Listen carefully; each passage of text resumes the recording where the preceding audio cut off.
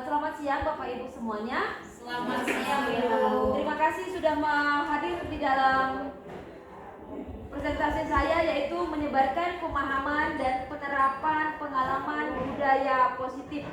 Ini adalah untuk tugas dari pendidikan yang saya ikut saat ini adalah itu calon guru penggerak, di mana penyebaran budaya positif ini sangat kita butuhkan di sekolah. Ini adalah bagian dari aksi nyata yang saya lakukan nantinya. Oke, yang pertama, Merdeka Belajar. Merdeka Belajar menurut KHD, mendidik dan mengajar adalah proses memanusiakan manusia, sehingga harus memerdekakan manusia dan segala aspek kehidupan, baik secara fisik, mental, jasmani, dan rohani. Itu dia. Di mana prinsip kepemimpinan sebagai seorang guru ada 3, yaitu Ing Arso Sumtulodo, Ing Madia Mangunkarso, Tutwuri Handayani. Dan Ki Hajar Dewantara mendeskripsikan dasar pendidikan berhubungan dengan kodrat kemerdekaan anak, yaitu kodrat alam dan kodrat zamannya. Kodrat alam yaitu terkait potensi, bakat yang mereka miliki, rasa atau suku ya tempat mereka berasal, hingga karakteristik lingkungan budaya daerah mereka. Itu dia. Kemudian bagaimana penyebarannya? Ini dia penyebaran pemahaman penerapan di SMP Negeri 2 Siborong-Borong. Yang pertama, konsep inti budaya positif. Konsep inti budaya positif ini yang pertama perubahan paradigma belajar, yang kedua disiplin positif, yang ketiga nilai-nilai kehidupan, yang keempat kebutuhan dasar manusia, motivasi perilaku manusia, positif kontrol guru, keyakinan kelas, segitiga restitusi. Yang pertama, pembelajaran dengan paradigma baru ini adalah sesuai dengan kurikulum yang sedang digalakkan oleh menteri kita, yaitu P5 dalam kurikulum Merdeka. Di mana pembelajaran paradigma baru atau kurikulum Merdeka merupakan pembelajaran yang berorientasi pada penguatan kompetensi dan pengembangan karakter yang sesuai dengan dimensi profil Pancasila, yaitu pendidikan yang bertujuan untuk menghadapi tantangan abad ke-21, pengembangan keterampilan abad ke-21 seperti keterampilan berpikir kritis, kreativitas, berkolaborasi, komunikasi, pemecahan masalah, dan literasi digital. Apa yang dimaksud dengan disiplin positif? Disiplin positif itu adalah pendekatan menerapkan disiplin dari dalam diri anak tanpa hukuman dan hadiah. Disiplin positif perlu diterapkan baik dalam lingkungan keluarga maupun lingkungan sekolah. Dengan menerapkan lingkungan positif, disiplin positif ini diharapkan tindak kekerasan dapat dihindari. Contoh paling sederhana disiplin positif akan membuat anak mengerti sendiri bahwa dengan rajin bangun pagi, ia akan merasa lebih semangat untuk bermain dan belajar. Bukan karena ingin mendapatkan pujian atau malah merasa takut dihukum mama jika tidak melakukannya. Ini dia nilai-nilai kebajikan. Apa itu nilai kebajikan? Yaitu perilaku yang memperlihatkan tolak ukur budi pekerti yang tinggi, yakni mengerjakan yang benar dan menghindari yang salah. Apa saja contoh nilai kebajikan? Nilai kebajikan bersama itu lepas dari suku, agama, bangsa, bahasa maupun latar belakangnya. Contohnya, mengucapkan terima kasih pada petugas dan pengemudi transportasi, membuang sampah pada tempatnya, memberikan tempat duduk pada mereka yang membutuhkan, dan membantu orang tua membawakan barang saat naik tangga. Ini dia contoh kebajikan institusi atau organisasi.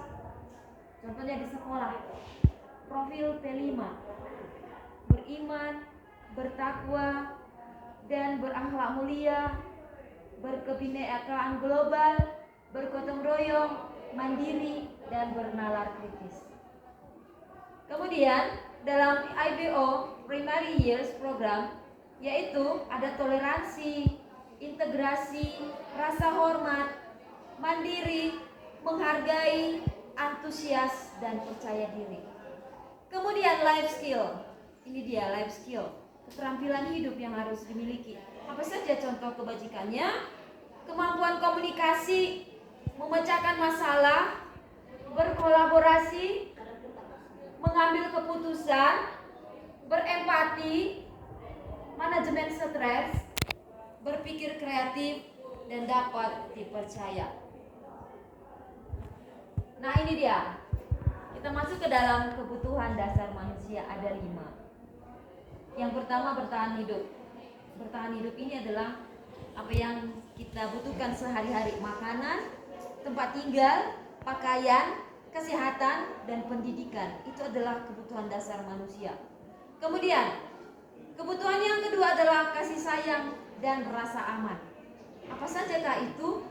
Rasa diterima, dipedulikan, berbagi, kerjasama, menjadi bagian dalam kelompok. Penguasaan, harga diri, keinginan untuk dianggap. Keempat, kebebasan, mandiri, memiliki pilihan, dan mencoba hal baru. Yang terakhir, kesenangan. Kesenangan ini apa saja? Yaitu ada humor, bermain, antusiasme, dan tertawa. Itu semua adalah kebutuhan dasar manusia. Di sini ada motivasi perilaku manusia. Perilaku manusia itu dimotivasi yang pertama untuk menghindari hukuman. Yang kedua, untuk menjadi orang yang mereka inginkan dan menghargai diri sendiri dengan nilai-nilai yang mereka percaya.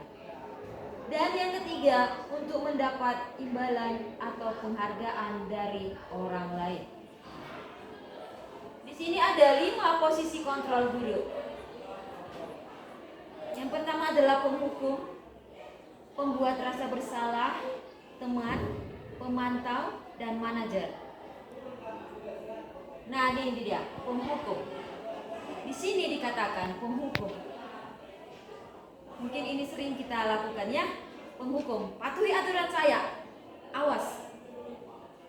Gimana coba kalau orang tua kamu tahu kamu berbuat salah begini? Ya sudah, kali ini tidak apa-apa. Nanti bapak bantu bereskan. Ini adalah kalimat-kalimat contoh yang kalau dia dalam posisi kontrol sebagai penghukum.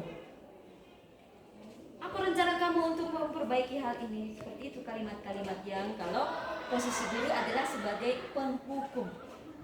Kemudian pembuat rasa bersalah. Pembuat rasa bersalah ini yang bagaimana? Nah, pada posisi ini biasanya guru atau orang tua akan bersuara lebih lembut, ya kan? Pembuat rasa bersalah, contohnya, bapak sangat kecewa sekali dengan kamu. Atau kalau misalnya kita dalam ruangan, kalian ini bagaimana? Ibu sudah capek 1 hari mengajar. Apa kalian tidak kasihan sama ibu? Itu namanya pembuat rasa bersalah. Jadi anak-anak akan merasa bersalah. Oh iya. Nah, itu dia kalimat-kalimat yang pembuat rasa bersalah yang kita ucapkan kepada anak-anak. Di posisi ini akan memiliki penilaian diri yang buruk tentang diri mereka. Murid merasa tidak berharga dan telah mengecewakan orang-orang yang disayangi. Nah, ini dia kita sebagai teman. Guru pada posisi ini adalah sebagai teman. Apa yang diucapkan di sini? Ayo, tidak ingat bantuan bapak selama ini, atau kalimat apapun itu yang sering kita ucapkan, itu posisi sebagai teman. Tapi ini ada negatifnya. Guru akan merasa kecewa kalau suatu saat posisi kontrol teman ini tidak membantu. Nah, itu dia. Kalau guru di dalam posisi sebagai teman, maka akan mengatakan hal-hal yang seperti yang terucap tadi. Ayo, kamu tidak ingat bantuan bapak enggak? adalah posisi kita sebagai teman. Nah, ini pemantau. Kalau guru sebagai pemantau, apa saja pertanyaan yang dia ajukan? Apa yang telah kau lakukan? Sanksi apa yang akan kau dapatkan? Itu dia sebagai pemantau. Oke, Bapak Ibu. Kemudian ini dia sebagai manajer.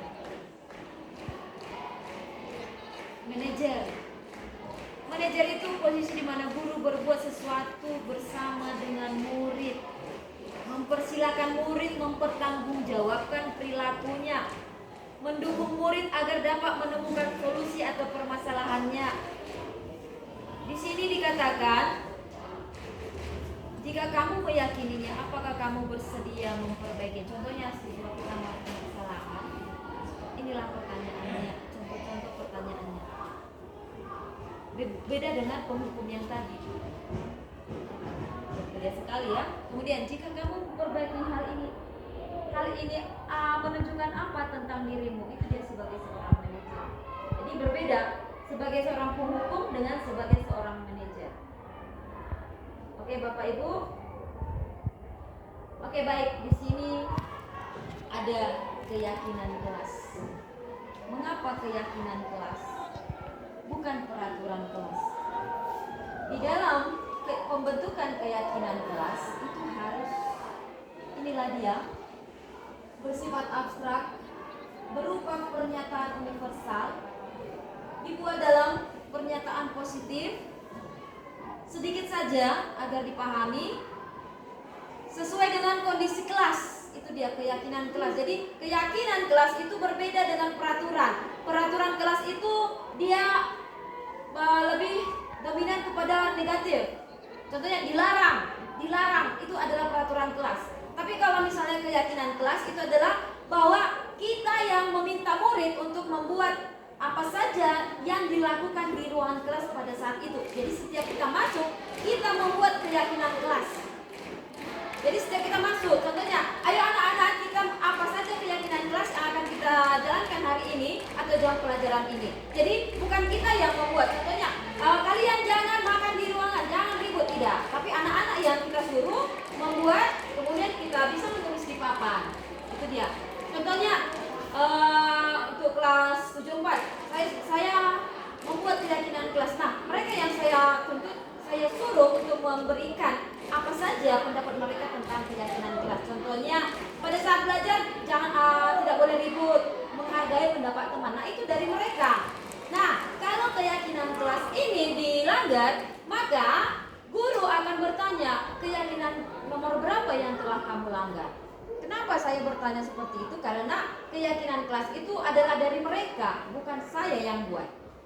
Itu. Jadi jika kita membuatnya, maka kita harus meminta siswa kita untuk menuliskan. Jadi kita minta pendapat mereka semua.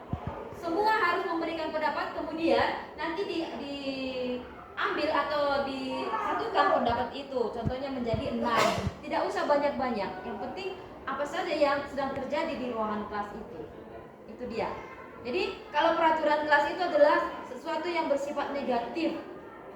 Dilarang bicara sama teman, dilarang ribut, dilarang mencontek. Nah, itu bersifat pernyataan negatif. Tapi kalau positif adalah menghargai pendapat teman, gitu dia. Dan itu harus dari siswa, bukan kita. Itu dia Bapak Ibu ya. Nah, bagaimana cara menanyakan keyakinan kelas ini?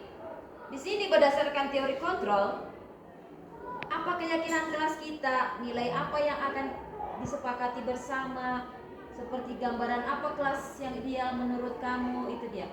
Contohnya, menghargai pendapat teman itu gambaran ideal kelas, menghormati guru. Tidak boleh kalau mau keluar izin dari guru dulu, itu dia gambaran idealnya. Kemudian kamu itu menjadi orang seperti apa? Seperti itu contoh-contoh menanyakan keyakinan kelas. Nah, di sini dia ada segitiga restitusi. Segitiga restitusi ini adalah proses dialog dijalankan oleh guru agar dapat menghasilkan murid yang mandiri dan bertanggung jawab. Di sini